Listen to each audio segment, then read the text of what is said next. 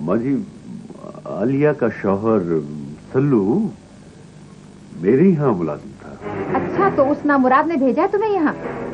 अगर मुझे मालूम होता तो घर के अंदर ही नहीं आने देती। इसी में खैरियत है कि फौरन यहाँ से चले जाओ। नहीं, मुझे किसी ने भेजा नहीं है, मैं तो अपने काम से आया हूँ। अच्छा अच्छा, तो फिर माफ करना मियाँ, मैं कुछ और समझ बैठी थी। क्या काम है तुम्हें? सच पूछे माँ जी तो आलिया की हालत देखकर दिल बड़ा दुखता है, बड़ा दिल दुखता है। चुप। हाँ, ये तो है, बेचारी पर मुसीबतों के पहाड़ टूट पड़े। आप अगर मेरे दिल की बात पूछती है ना, तो मेरा दिल तो ये चाहता है कि उस बेचारी का घर बस जाए। तो कोई लड़का है तुम्हारी नजर में?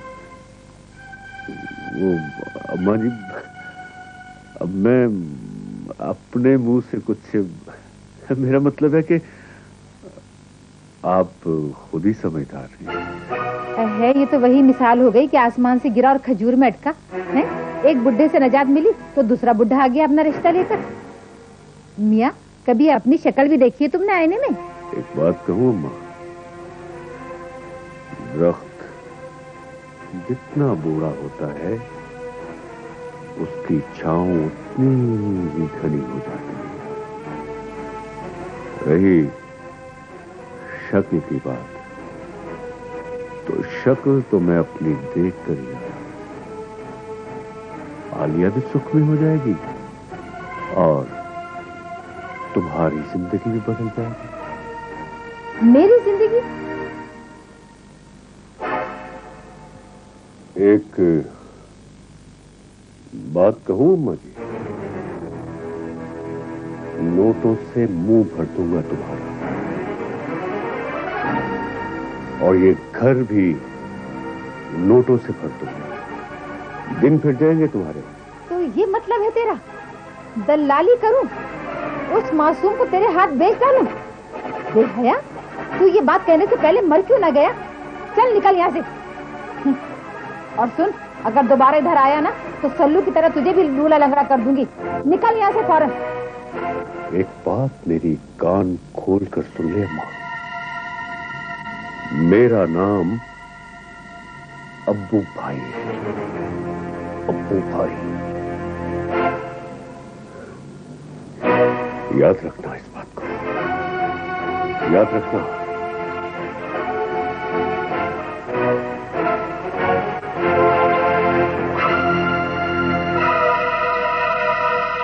दौलत वालों की खूबसूरत अफसाने, उनका हुस्न से कोई ताल्लुक नहीं। तुम कहना क्या चाहती हो? यानी कि मैं जो तुम्हें सुना रहा था, इस सब का हकीकत से कोई ताल्लुक नहीं है। ठीक है, तो मैं अपना अफसाना आपको सुना चुका और मेरा ख्याल है आप सुन भी चुकी। चले। सर, मेरा ये मतलब नहीं था। आपका जो भी मतलब था उसका कोई फायदा नहीं। चले। सर, अब क्या परेशानी है? बात क्यों नहीं करती? तुम ऐसा करो, तुम उसे फोन करो। अगर मैंने उसे फोन किया तो उसका दिमाग खराब हो जाएगा। गलती तो तुम्हारी थी रोमा, तुमने उसे चैलेंज किया था, अब तुम्हें ही उसे मनाना पड़ेगा। इस तरह तो मैं हार जाऊंगी, और तुम्हें पता है कि मुझे हारना बिल्कुल पसंद नहीं। जो लोग मोहब्बत में हार और जीत का हिसाब रखते हैं वो कभी मोहब्बत नहीं कर सकते। मैं देख रही हूँ रोमा कि तुम्हारे अंदर एक मगरूर लड़की छुपी हुई है जो किसी वक्त भी तुम्हारा पीछा नहीं छोड़ती। सो तो है, और मुझे उस मगरूर लड़की से बहुत प्यार। तो फिर एक बात सुन लो रोमा, इस मगरूर लड़की को कभी किसी की मोहब्बत हासिल नहीं हो सकती। मोहब्बत नाज़ो अदा का नाम तो जरूर है, मगर गुरूर और खुदगर्जी का नहीं। खैर, इन बातों को छोड़ो। तुम ऐसा करो कि निजाम को कहो कि वो मुझे फोन करे। ना बाबा ना, मैं ऐसा नहीं कर सकती। वो क्या सोचेगा मेरे बारे में? इस तरह बात और बिगड़ जाएगी। अब इसका एक ही हल है, तुम चुपचाप डॉक्टर निजाम के पास चले जाओ और उससे माफी मांग लो। वो बड़े दिल का इंसान है, तुम्हें जरूर माफ कर देगा और फिर तुम्हारी मुरादों के फूल खिल जाएंगे। बड़ा अजीब सा लग रहा है। ना मैंने आज तक किसी की खुशामद की है, ना किसी को मनाया है और ना किसी से माफी मांगी है।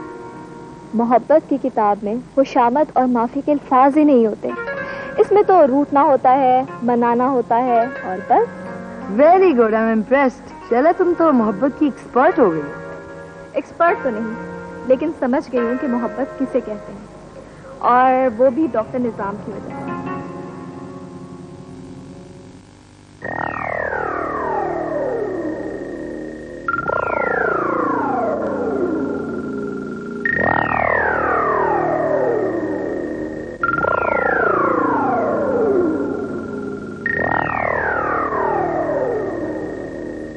सिंह जमाल, ये तुमने क्या किया? ये सारी रियासत को तबाह कर दिया। तुम्हारी वालिदा से पता चला कि तुम नशे जैसी लानत में गिरफ्तार हो चुके हो। प्रोफेसर साहब, मैं क्या करता? इन खूबसूरत चेहरे वालों ने मेरे जिस्म की इतनी किरचियां कर दी कि मेरा सारा जहन लहूलुहान हो गया। आज मुझे एहसास हुआ कि अगर इंसान का चेहरा खूबसूरत ना हो तो इसे इस दुनिया में जीने का कोई हक नहीं, कोई हक नहीं। इन हालात में मैं क्या करता प्रोफेसर साहब? जीने के लिए मैं कहां जाता? इसलिए मैंने इस नशे का सहारा लिया, इस नशे का सहारा लिया प्रोफेसर साहब। मेरी तालीम इतनी कमजोर तो नहीं थी सिंह जमाल। मैं तो सोच भी नहीं सकता था कि तुम इतनी पस्ती में गिर जाओ। मैंने तो ज़हनी तौर पर तुम्हें एक मुकम्मल इंसान बनाया था। मुझे नहीं मालूम था कि तुम अंदर से इतने कमजोर इंसान। अरे साहब, आदमी जब कमजोर हो जाता है तो वो हमारे पास आता है और कमजोर आदमी को हम ताकतवर बनाते हैं। अंडरस्टैंड? वो सब मसलों से दूर, परेशानियों से दूर, किसी चीज की परवाह नहीं करता, जीना सिखाते हैं। अंडरस्टैंड? तुम्हारा ख्याल गलत है। इसे जीना नहीं दो, ये जिंदगी से फरार है और तुम सब लोग अपनी जिंदगी से फरार इख्तियार करना चाहते हो। कौन सी जिंदगी? कैसी जिंदगी? कहाँ है जिंदगी? नहीं, जिंदगी तुम सबके लिए, तुम्हें भी जीने का। आओ सिंह जमाल, आओ मेरे साथ, आओ मेरे साथ। मैं तुम्हें जिंदगी की खुशियों में दोबारा दाखिल कर दूं। मेरा बेटा निजाम तुम्हारा इलाज करेगा। इंशाअल्लाह तुम फिर से ज़हनी तौर पर एक मजबूत इंसान बन जाओ। आओ सिंह जमाल, आओ।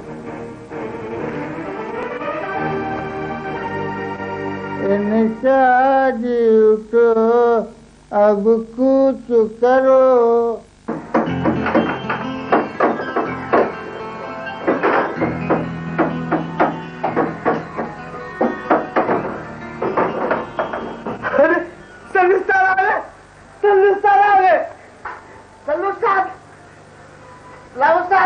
जीते रहो। अरे सुभान अल्लाह, सुभान अल्लाह, सुभान अल्लाह। अल्लू उस्ताद आए हैं हमारे घर में। हमारे तो नसीब जाग उठे। तो भाई मैं बहुत परेशान हूँ, टुकड़े टुकड़े को मोहताज हो गया।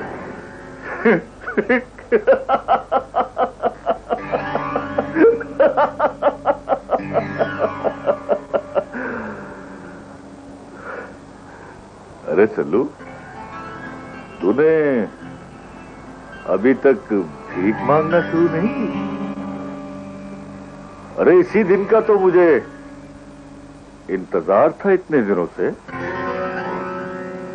अब्बू भाई, कम से कम पुराने रिश्तों का ही ख्याल कर लो।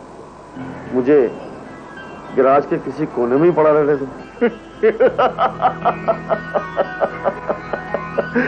पुराने रिश्ते, गैरेज। सल्लू, शायद तू जानता नहीं है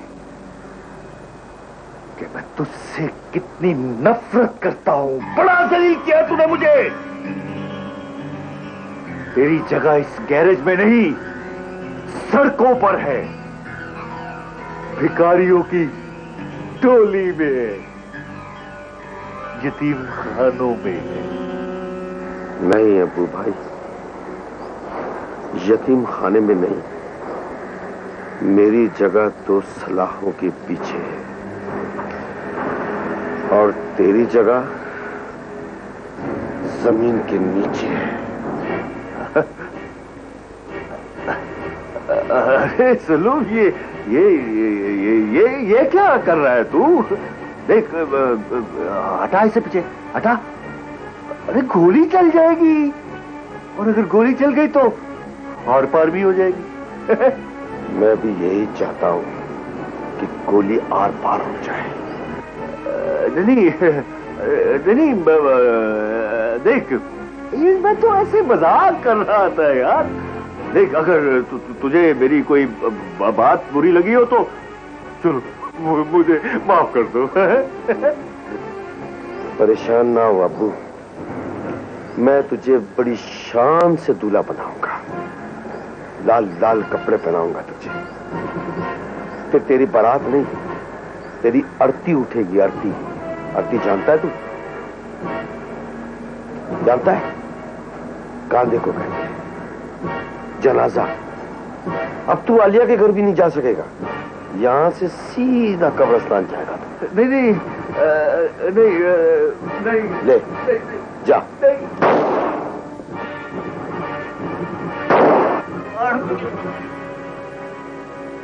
चुप कर, चुप।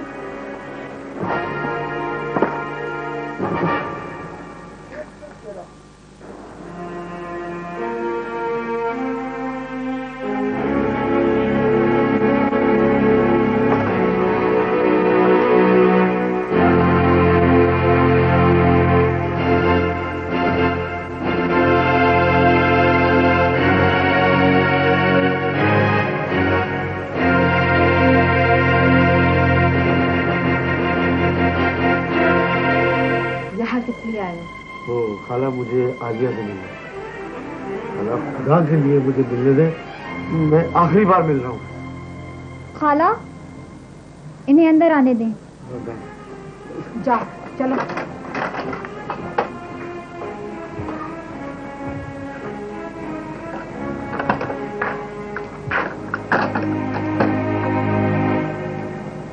आलिया, मैं तुमसे अपने सारे गुनाहों की माफी चाहता हूँ। मैंने तुम्हारा बड़ा दिल दुखाया है।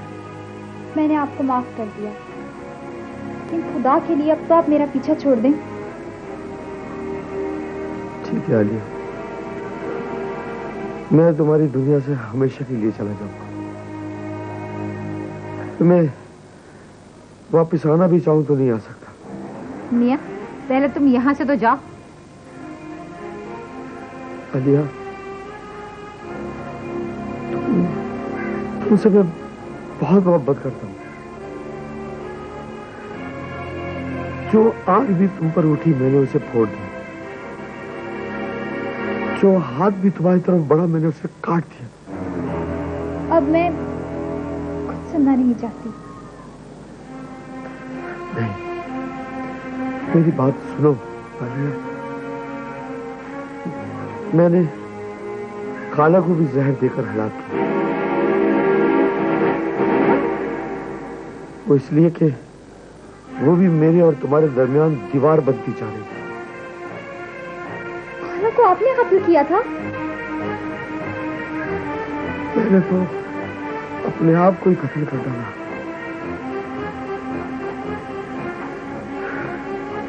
मेरी आखिरी बात गौर से सुनो भाइयों, मैंने अब्बू भाई को भी कत्ल कर दिया। क्या? अब्बू भाई को भी आपने कत्ल कर दिया? इसके अलावा मेरे पास चारा ही कोई नहीं।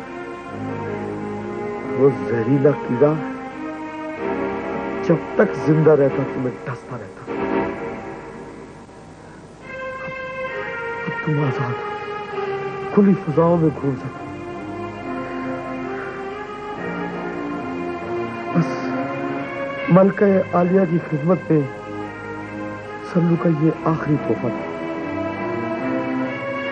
तो क्या करूं मैं? ये मैं मजबूर था, इसके अलावा मैं कुछ कर नहीं सकता था। खुदा हाफिज।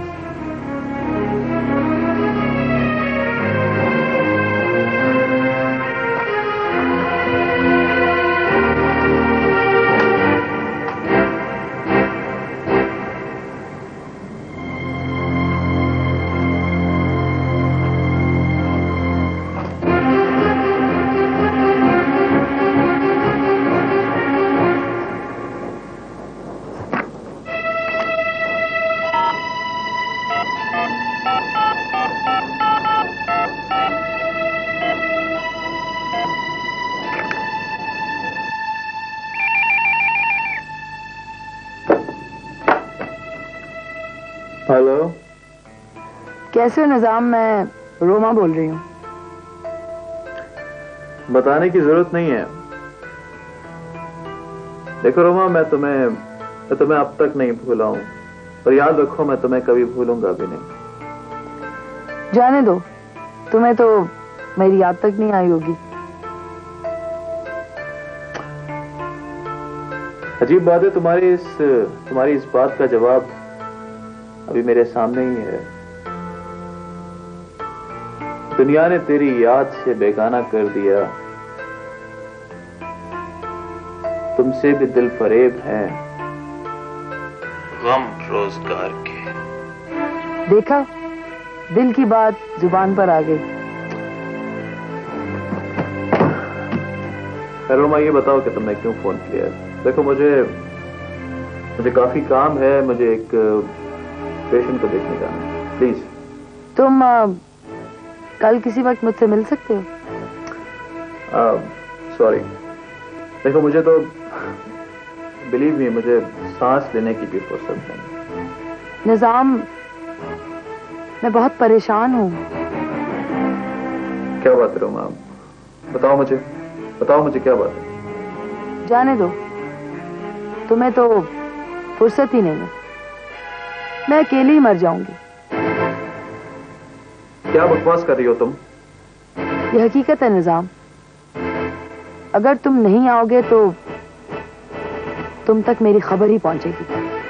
अच्छा, ठीक है, मैं हॉस्पिटल सीधा तुम्हारी तरफ चला आऊंगा, लेकिन देखो कोई ऐसी वैसी हरकत मत करना प्लीज। सॉरी, अब तो ये तुम पर डिपेंड करता है। मैंने तुमसे कह जो दिया कि मैं आ रहा हूं। Bye, see you. Bye.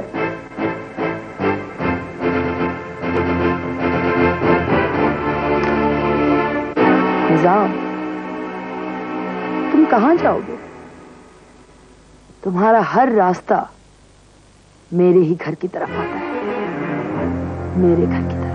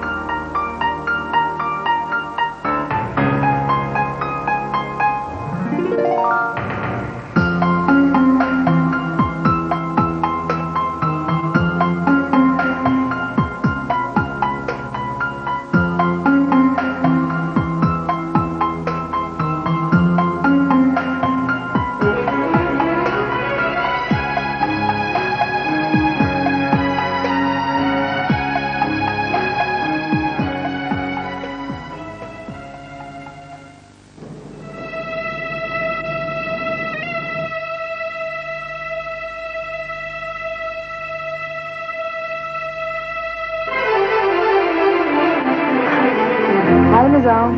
Hello, कैसी हो? मैं ठीक हूँ। बड़ा इंतजार करवाया तुमने। बैठो।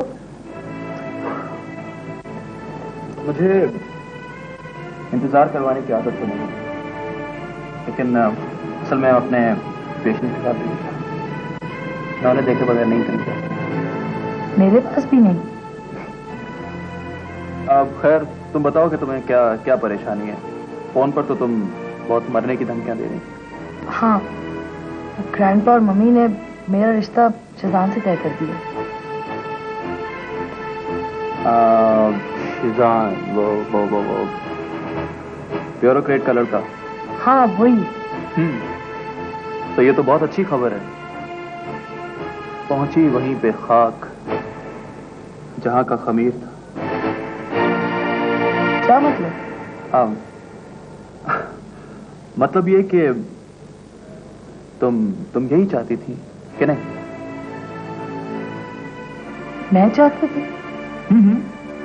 अमीर लड़का, बड़े बाप का बेटा, मॉडर्न, बल्कि अल्ट्रा मॉडर्न, नई हवाओं में उड़ने वाला, यही तो तुम्हारे ख्वाब थे। मेरा ख्वाब तो तुम थे निजाम। तो सिर्फ मम्मी के कहने पर मैंने उसे कंपनी दी। That's it. कंपनी दे रही। देखो रोमा, तुम्हारे कल्चर में यही खराबी है। तुम लोग दूसरों से इस तरीके से बात करते हो कि वो गलत फहमी का शिकार हो जाता है। यकीनन तुमने शिजान से भी कुछ ऐसी ही बात की, वरना उसमें इतनी हिम्मत नहीं थी कि वो यहां तक पहुंचा। तुम छोड़ो इन फजूल बातों को। तुम ऐसा करो, ग्रैंडपा के पास अपना प्रपोजल लेके आओ, बल्कि प्रोफेसर अंकल को भेज दो। नहीं रोमा, देखो मैं तुम्हारी सोसाइटी में बहुत पहले से मिस्टर था, इसलिए मैं बहुत पहले ही उठकर चला गया।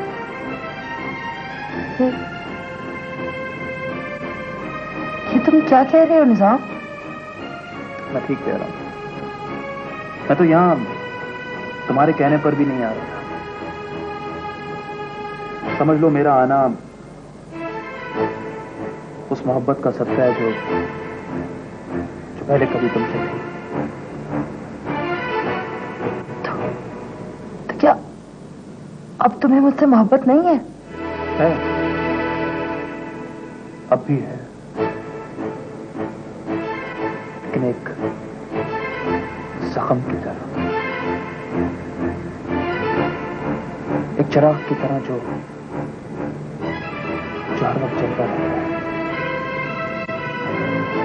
धुआं उठता रहता है उससे। तो बस उसी मोहब्बत की खातिर तुम प्लीज मेरी बात मान लो।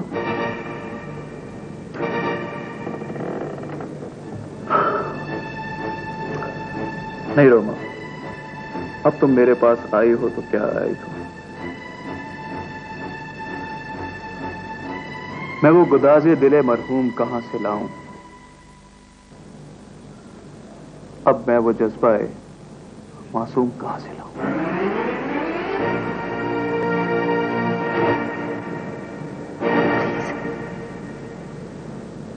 प्लीज तुम मुझे इस असाब से बचा लो, प्लीज। रोमा, ये तुम्हारे सिस्टम का अजाब है, तुम इससे महफूज नहीं रह सकते। देखो मैं एक डॉक्टर हूं, और डॉक्टर होने के नाते मैं अपने मरीजों को तरह तरह की दवाइयां देता हूं, लेकिन फिर भी कभी कभी ऐसा होता है कि वो मर जाते हैं। मैं तुम्हें ये नहीं कहता कि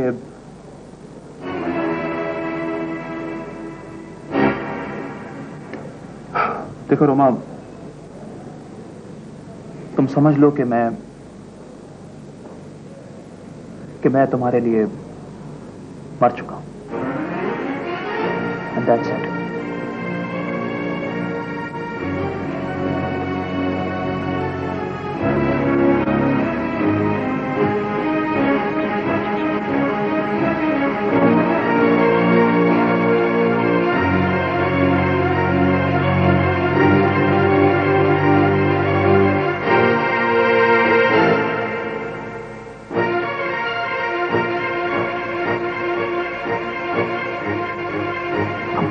से कुछ नहीं मांगूंगी, किसी से कुछ नहीं मांगूंगी। सारी दुनिया मुझसे मांगेगी, क्योंकि मेरा नाम रोमा है। मैं क्यों किसी के लिए कुछ करने लगी? सारी दुनिया मेरे लिए सब कुछ करेगी।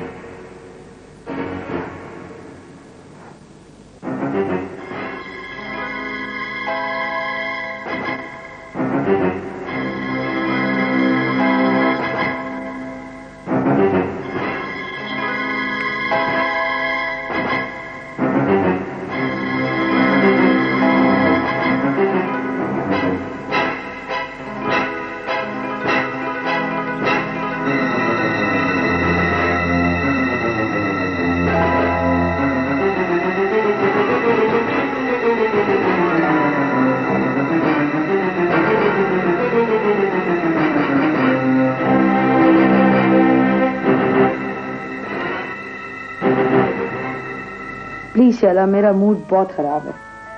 क्या बात है? निजाम से मुलाकात हुई? हाँ हुई थी, लेकिन वो सारे रिश्ते तोड़कर चला गया। क्या मतलब? मतलब ये कि अब उसके और मेरे रास्ते अलग अलग हैं। रोमा, तुमने उसे सताया भी तो बहुत है। वो तुम्हें नखरे दिखा रहा होगा। नहीं, वो उसके नखरे नहीं थे, वो तो कुछ और ही था। मान जाएगा भाई, मान जाएगा। निजाम उन लोगों में से है जो एक बार किसी के हो जाए तो वो हमेशा उसी के रहते हैं। देखेंगे, उसने मेरी मोहब्बत को ठुकराया है और मैं ये हमेशा हमेशा याद रखूंगी। रोमा, तुम्हारे इरादे क्या हैं?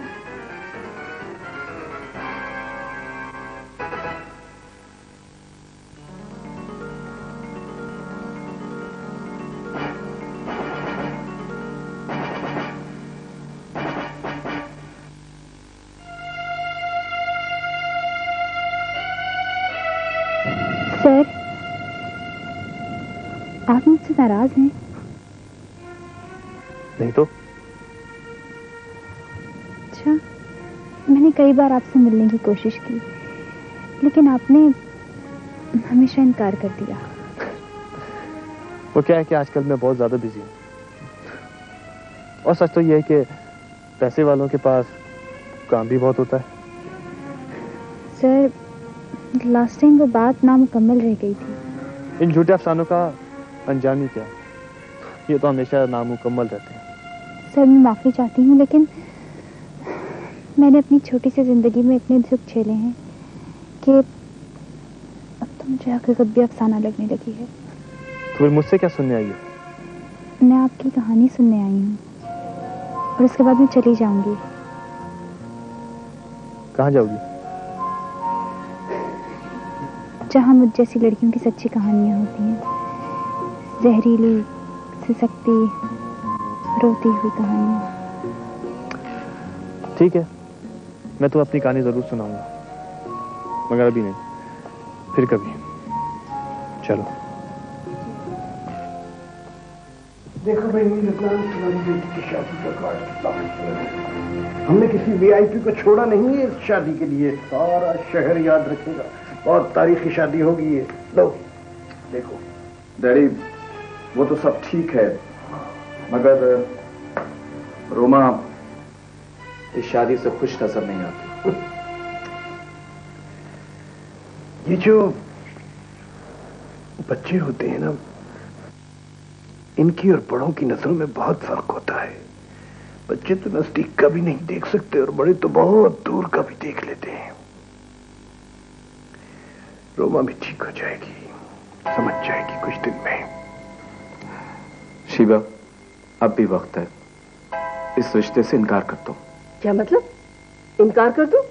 और उस जबान का क्या करूं जो मैंने उन्हें दी है? जानता हूं मैं तुम्हारी जबान को।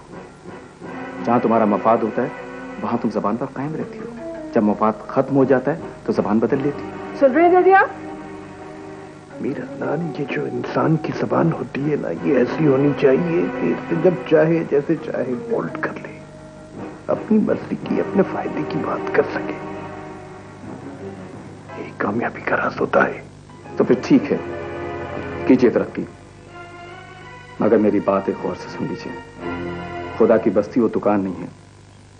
जिस माल को आप खरा समझ रहे हैं वो एक दिन बहुत ज्यादा खोटा साबित होगा, बिल्कुल नाकारा, किसी काम का। देखा दीदी आपने, मीर अदनान फलसफी हो गए, पीर बन गए, हमारे मुस्तकबिल के बारे में पेशगोइयां फरमा रहे हैं। बह गया है, ठीक हो जाएगा, ठीक हो जाएगा। देखिए मिस सादिया, दुनिया की बात तो मैं नहीं जानता, लेकिन आप मेरी महफिल में मौजूद हैं और हमेशा रहेंगी। हेलो। अभी मैं आप ही को याद कर रही थी। Really? इसका मतलब मैं बहुत खुश नसीब इंसान हूं कि आप मुझे याद कर रही थी। आपकी ये दी हुई किताब बहुत खूबसूरत है। मायूस इंसानों को जिंदा रहने का हौसला देती है ये। और मुझे ये लगता है कि आप डॉक्टर के साथ साथ माहिर नफ्सियात भी हैं। मैंने साइकोलॉजी में मास्टर्स किया है, लेकिन आपकी तरह फर्स्ट पोजीशन हासिल नहीं की। कभी कभी सोचता हूं कि मैं आपसे सबक हासिल कर लिया करूं। देखिए आप मुझे फिर शर्मिंदा कर रहे हैं। नहीं सादिया, आप वाकई बहुत सही हैं। मैं मजाक नहीं कर रहा। आपके अंदर बेपनाह सलाहियतें हैं जिसका आपको अंदाजा नहीं है।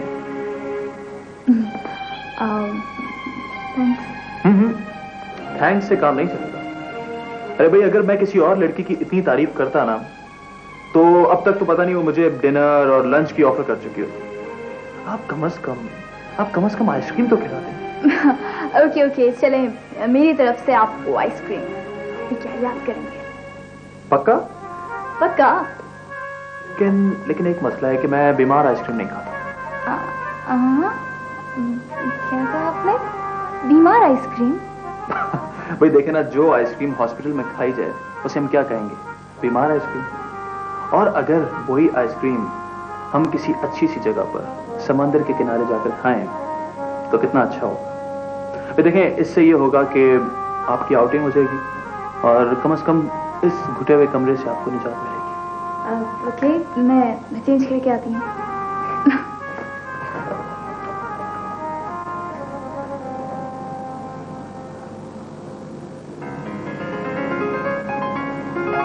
गुड।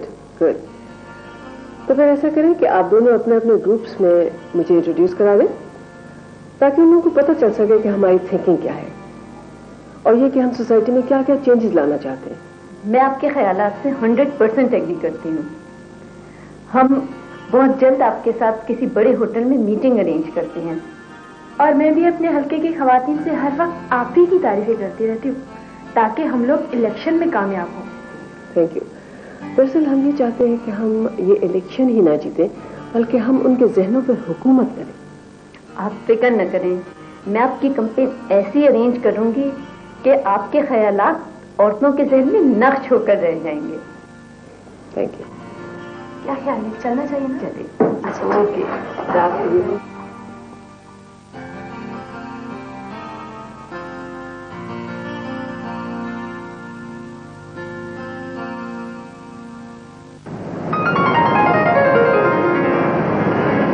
देखिए मिस सादिया, इंसान को कुएं या समंदर की तरह नहीं रहना चाहिए। वो तो खुद अपनी जात में एक समंदर है। प्लीज खुद को एक गोशे में कैद ना करें, बल्कि समंदर की तरह लामहदूद हो जाए।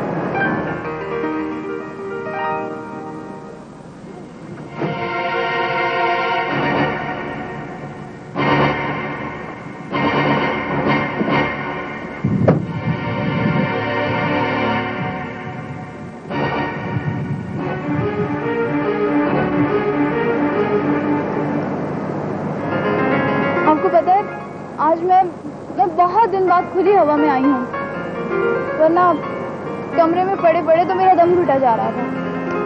अगर आज आप खुली हवा में आई गई हैं तो इन हवाओं का पैगाम भी सुन लें कि ये क्या कह रही हैं। अच्छा, क्या कह रही हैं हवाएं? जरा हम भी तो सुने। गौर से सुने। समंदर की लहरें ताल दे रही हैं, हवाएं गीत गा रही हैं, आपका इस्तकबाल कर रही हैं और सरगोशी में कह रही हैं कि वेलकम मिस सादिया, वेलकम। ये सब कुछ आपकी वजह से है। अगर आप ना होते तो पता नहीं मेरा क्या हशर होता। नहीं, ये सब कुछ मेरी वजह से नहीं है। वक्त हर जख्म को भर देता है मिस सादिया। अगर आज मैं नहीं होता तो कोई और होता। कोई नहीं होता, आपके सिवा और कोई भी नहीं होता।